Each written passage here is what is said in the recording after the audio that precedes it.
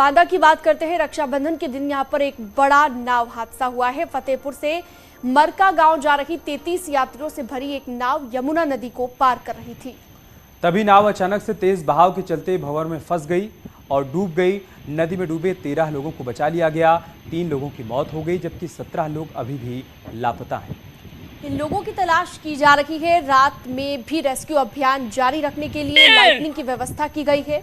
हादसा कैसे हुआ, इसकी एक्सक्लूसिव तस्वीर हम आपको दिखा रहे हैं। कैसे नदी के बीच में नाव भंवर में फंस गई। आप तस्वीरों में नाव को धारा के बीच देख सकते हैं। तमाम कोशिश के बाद भी नाव आगे नहीं बढ़ पाई, जिसके बाद ये तस्वीर सामने आई। नाव डूब गई और साथ ही डूब गए उस पर सवार लोग।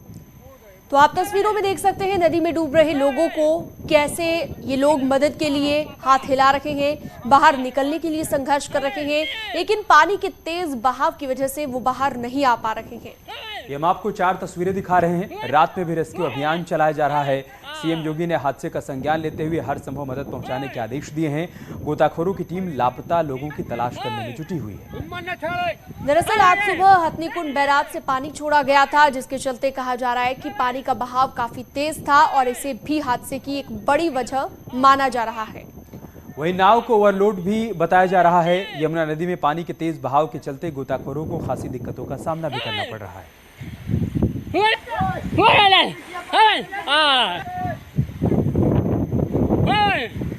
मैं आपको दिखा सकता हूँ, रात का वक्त हो चुका है। यहाँ पर देख सकते हैं आप कि जिला प्रशासन ने रात के वक्त भी यहाँ रेस्क्यू करने के लिए जो है लाइटिंग की व्यवस्था की है। हालांकि नदी में जो है अगर कहा जाए नदी के जलस्तर अधिक होने की वजह से नदी में रेस्क्यू करने में भारी दिक्कत हो रही है, लेकिन अगर बात की जाए तो प्रशासन ने लगभग 3 से 4 जो है बोटें लगाई हुई हैं। लगभग 8 से 10 जो है गोताखोर यहाँ पर लगातार जो नदी में जो लोग डूबे थे उनसे 17 लोगों की तलाश कर रही है। फिलहाल अब तक जो अगर कहा जा रहा है, जो प्रशासन का दावा है, पुलिस का दावा है कि 4 लोगों के यहाँ से 100 बरामद हो चुके हैं और 13 लोगों को यहाँ से सही सलामत जो है रेस्क्यू कर लिया गया है। अब सवाल ये उठता है कि आखिरकार रात में रेस्क्यू कैसे होगा, तो उसके लिए आपको बता दें कि यहाँ पर SDRF की टीम इलाहाबाद से आ रही है और कुछ ही देर बाद यहाँ पर पहुँचने वाली है। यहाँ पर लेडीज जा रही थी, बीच में हवा तेज होने के कारण लहरें उठ रही थी, उसमें नाव डिसबैलेंस हुई है और नाव में पानी दोनों तरफ से भरा और नाव डूब गई है। अभी तक जो हम लोगों ने प्रयास करके 13 लोगों को रिकवर किया, सुरक्षित है। 17 लोग मिसिंग बताए जा रहे हैं और 3 कैजुअल्टी है, जिसमें 2 लेडीज हैं और 1 बच्चा है। ये संख्या घट बढ़ सकती है क्योंकि कोई एग्जैक्ट नहीं बता पा रहा है कितने लोग नाव में सवार थे। कौन लोग थे, लोग कहाँ के रहने वाले थे, कुछ जानकारी मिली? जो मृतक की कोई सूचना नहीं है।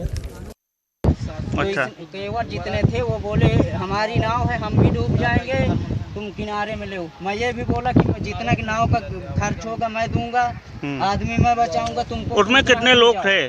इसमें कम से कम 40 जो घटना हुई 40 आदमी थे। कम से कम 15 आदमी वापस आ गए, 25 मर गए। ये घटना इस हुई कि नाव जो है ना पल्ला टूटने के बाद नाव डूब गई। कितने आदमी खत्म हो गए? 8 लेडियां रही, 4 लड़के रहे हैं, 8 आदमी बचे हैं, बाकी सब जरूरत हो चुकी। नाव में कितने व्यक्ति थे?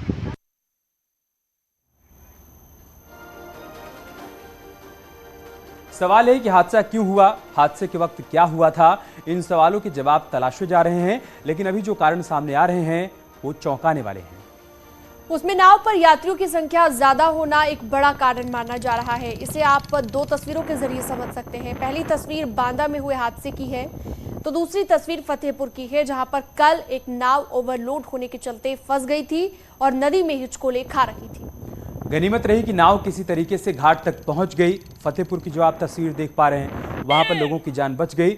हिचकोले खाते हुए आखिरकार ये नाव किनारे तक पहुंच गई, लेकिन कैसे हादसे को दावत दिया जा रहा था वो आप इस तस्वीर में देख सकते हैं। और बांदा में जो दर्दनाक हादसा हुआ उसकी कहानी आप सबके सामने है। अभी भी रेस्क्यू ऑपरेशन यहां पर चलाया जा रहा है। 17 लोग मिसिंग हैं, उनकी तलाश की जा रही है।